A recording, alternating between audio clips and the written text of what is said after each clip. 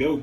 Yo, this is Tone Bell. Hey, Raul Perez. And you are watching the Lawyer Johnson Comedy and Sports Radio Show. Radio Show. We did it. That's a mouthful. You want a light from me? Yeah, let me get a light at 40. 40. You got a song you want? Chance the Rapper All Night. Okay. And drop like 20 seconds in so the beat drops. Yeah. Sick.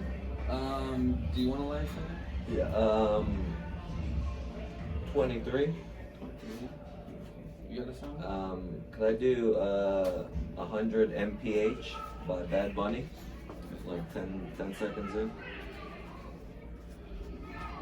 It's crazy to get you and John the same night. Man. So what does that leave for? And then, how much you want John doing? We want to do. Whatever you want. I just don't want to go over whatever 50, 25, however long the show is. I mean, we got 10, 15, whatever you guys want. Whatever you want to do. You want to do 15? Yeah, I'll do 15. All right. Do we have any guest spots? Pop? Here? Not that I know of. Okay, yeah. No, that's good. That work? Yeah. You sure? Because I can cut it, do it, whatever. There's 2 shows tonight, right? Yeah. Okay, We'll so. be fine. We can Okay. All right. Do you want a light from me? Yeah. Can you give me a light at like at 13? 13. Yeah. What's happening? Hello everyone. How are My you? name is Alex. I'll be taking care of you all. You got a song you want? Macho Did Man you by want anything English else aside from Waters and Rebels to get you started? A menu would be great. Yes, I'll bring it. And I'll take a cup of coffee. Okay. Do you want creamer or anything? Honey's right there. I'm good. And No, be I'll around take a to let me know if Jameson. we're going on time. Jameson. Oh, awesome. Neat. Is there a Got chance it. we'll be later? Yeah, sometimes we do. Let's They're go just for it. yeah, and I'll get it for sure. It's looking good. Yeah, we got a long time. So, Awesome. so it should be good. Could I do a tall Jameson soda single? Tall Jameson soda single, please. Tall Jameson soda single, Jameson neat, coffee. You don't want any creamer or anything? Oh, is this coffee right here? I can make my own coffee. Oh, is that what this is? I mean, you What could. kind of coffee, John? I mean, yeah, you could. Or I can get you some drip coffee, you know, whatever you want. Drug coffee? Drip. Oh, drip. How are you right now, John? Huh? Drugs? Can I also do just a regular cup of coffee? Just a drip? Or whatever. Just regular? Yeah. No drug coffee? No drug coffee, please. Okay, Thank you. got it. I'll put my own drugs in there. I'll take your coffee. Okay, I'll be right back. All right, man. We're gonna dive in here. We got Tone Bell in the house tonight, man, with the Lawyer Johnson Comedy Sports Radio Show. What happened?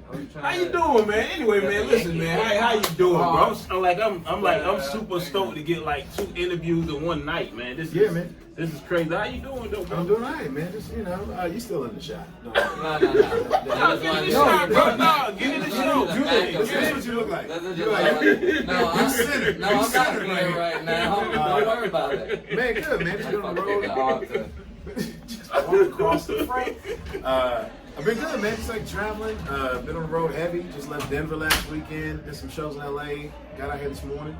But yeah, man, just You out grinding. here in Tempe, Arizona, man. Yeah, man. It's been about 5 years since I've been out here. Tempe. I've been to Phoenix since, but Tempe I haven't been. Okay, so have you played the stand up live or you? Stand up live is where I normally. Okay, man. So which stage do you like best? You like this? You like the stand up live stage best, or you like Tempe Improv? Because some comedians have their own I've preference. only been here one other time for a one-nighter. Okay. When Whitney Cummings had to cancel, she had something come up. Okay. And asked me to cover for her. So it was fun tonight. Okay. It was her crowd. I'm sure probably predominantly showing up because it was like 2 days before she had to cancel. So I was like, it was kind of a definitely last minute thing. But I'm used to stand up live. So I've probably been there 4 or 5 times. Okay. And I know that club a little better. Okay. And since I've been headlining and been out on the road, it's been more and more people every year. And so yeah, I mean, I probably say stand up only because my bias is there. I spend more time there. Yeah. I like the Tempe Improv. Tempe Improv dope, man. Yeah, oh yeah, it's a lovely stage. It's a lovely stage, man. But congrats to you, man. You have a lot of. I've been on your website. I love your website, the animation. And everything, I ain't seen it. I need to go to it. Come on, dude. How you going? I need to look at it. I'm paying for it. I need to check it out.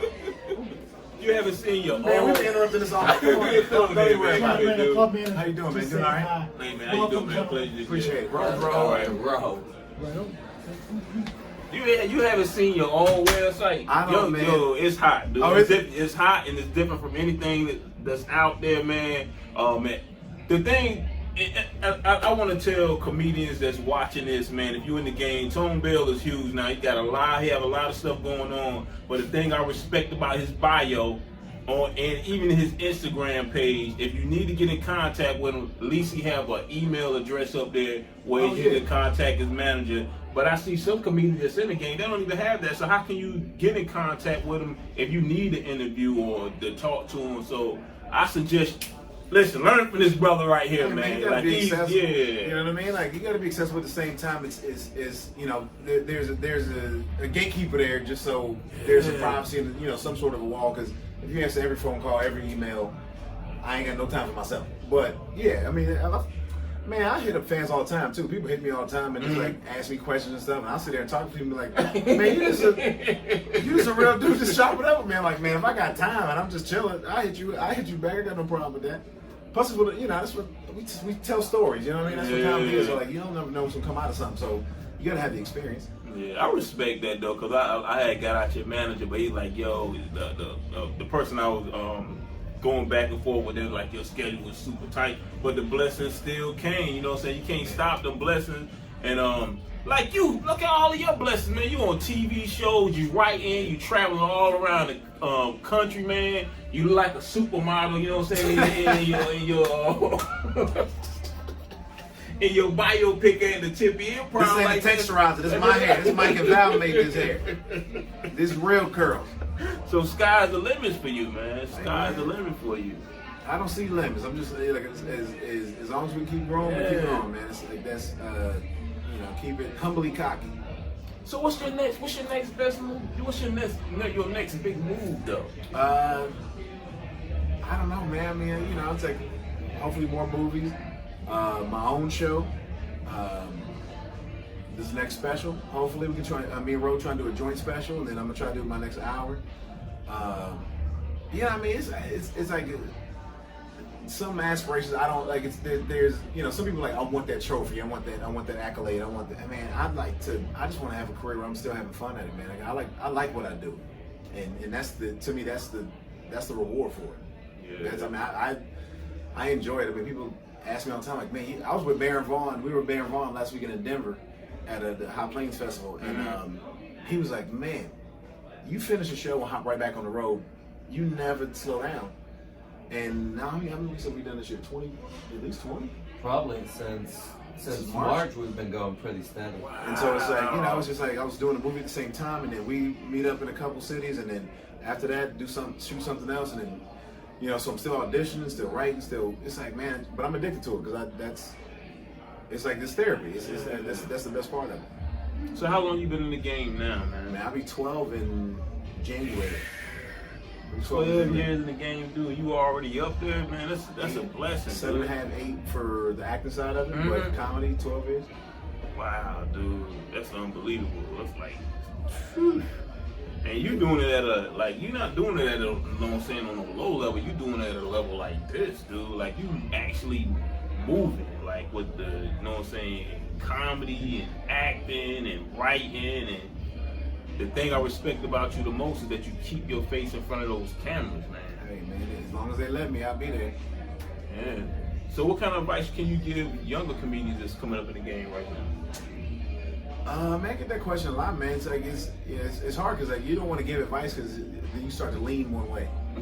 You know what I mean? You start to go like, if I tell you what I did, it's not gonna work for you. Same way Kevin Hart said it, like, I can take everything Dane Cook did, and it won't work the same for me. You got to find your own way, and also just try stuff, man. I mean, like, you know, I know some, you know, with this culture right now, it's a little hard to just be completely.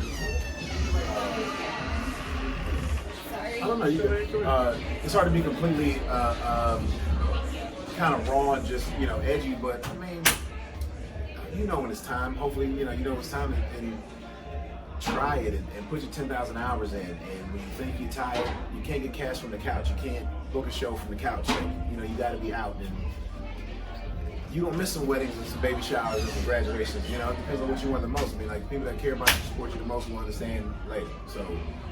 Put your time in, read The Alchemist, read Outliers. Yeah, The Alchemist is a good book, yeah. You know, just, I mean, it's, you know, try to stay humble and like, do, people always like, you know, how did I develop my style? It's like, we are influenced by who we like the most, and then that sometimes you start. I mean, especially when you start, you sound like the people that you're influenced by the most, and then you break out of that and go, oh, this is who I am. You try to figure out who you are, and then you evolve and you develop, and then you still ask. You should always be asking, who am I, so that I can keep trying to be me, and just be yourself. Don't. And it takes time. So I mean, it's not. That's not bashing anybody else who had an influence or anything. I mean, there's certain people that you go, oh, I like how they tell stories, and I like how they tell jokes, and I like that mechanic, and I like how this person paces a lot. This person sits on the stool, whatever. It's like whatever's comfortable for you. Try all of it, and then whatever sticks, and that's who you are. So I mean, try it all, man. It's like that's the be faithful in it and never stop writing. Don't throw a joke away. I guess that's the best advice. Never throw a joke away. We talked about that a couple weeks ago. It's like even if a joke doesn't work right now, you don't know where to put it. Man, save that shit. Save it. Put it in the back of the notebook, and then one day I got one day I got jokes I'm doing now I wrote 8 years ago, 10 years ago that were like, oh, it finally fits somewhere. I never knew it was gonna come back, but I never threw it away. So you bring it back when it's time. So who inspired you? What made you want to get in the game? What made you want to become a comedian? I always was a fan of. I never thought I would do stand up. Huge fan of Eddie and R.I.P. Cosby. I mean, that's it. Carlin, Patrice O'Neal. I mean, all the greats, man. But then we just got friends. I mean, we learn something from each other every time we're on the road. So Ro, Kyle Kinane, Hannibal Buress, Nate Bargatze, Lil Rel. I mean, Tony Baker. I mean, it's like I'm a fan. I'm a big fan of my peers too. So it's like we all watch. Zainab Johnson is great. Ida Rodriguez. Like it's a lot of people who you watch and you go, oh man, that is genuine and that's original and that's you. So maybe the crowd doesn't get it right away. Maybe it takes time to deliver right, but yeah, man, those are my influences. Well, I mean, I'm a huge Will Smith fan. I mean, if you watch any of my multicam stuff when I'm on TV shows, you're gonna see a little bit of Will Smith. You're gonna see some Marty, you're gonna see some Jamie Foxx. It's like, but I grew up watching it. I'm 15 years old. 10 years old, 15 years old, watching these dudes that I want to do this one day, and that's the springboard to help me get here. Did you ever have the opportunity to sit down and kick it with the late Patrice O'Neal? I met him once. In 2009. 2009, I think I met him. And he was chill, man. He was like, I think he freestyle. I think this was back when Kevin Hart was opening for Patrice. And Kevin went up and did he featured. And I was like, I saw Kevin, I was like, man, this dude's hilarious. Kevin was hilarious. He's at my home club in Dallas. And Patrice went up, sat on the stool, and he just talked for like an hour and 20 minutes. And there's a comic in Dallas. Anytime you see like an idol comic, you start, like, oh man, I love to do this joke. And I remember Patrice sitting in the back, he just sitting on the couch in the green room, and the comic who, I don't know if he quit or not yet, but like, he was kind of spotty. He was like, he'd pop in for 6 months and then kind of pop out, and he had family and everything, so it's understandable. But he went back and told Patrice, he's like, oh man, that bit that you did about this is hilarious. And Patrice just sat back and goes, nigga, take it.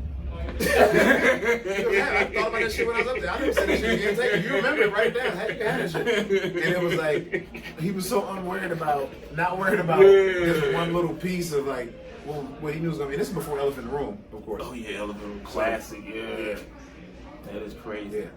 So this is my question for you. If you can go back to the old Tony Bell and give him advice, what advice would you give him? As a comedy mean? Because you done been through been through everything. I would have stuck with one airline the whole time. So I catch all these goddamn. I'm out here trying to. Because we always do that shit where we try to find the cheapest flight, and I got no perks for the first 5 years of my career. And now I'm like, man, if I just stick with America, I'm getting upgraded now. And it took me years to realize, oh, that's why you only fly Delta. That's why you only fly America. That's why you only fly United. Had I thought about that shit, I'd have stayed at one fucking hotel, and I'd have had one airline. And I'd be goddamn diamond right now. I see all my friends at lounges and shit. I can't go back and ask me to be a +1. So you even tell like stick with one airline so you get the freaking flying miles. Get you a gas card if you on the road, and you driving it. Get you a gas card, earn these fucking points, and stick with like look, man, it might be $50 more at some point, but like you gonna get these perks later. And this, hey, look, you ain't gotta. Now I gotta go spend $42 to go have a sandwich and a drink at the airport. I could just go to the lounge for free, and I just been loyal. I could just been loyal this whole time, and they be rubbing my shoulders in the back. But no, I'm going with the cheapest. That's what's up, man. But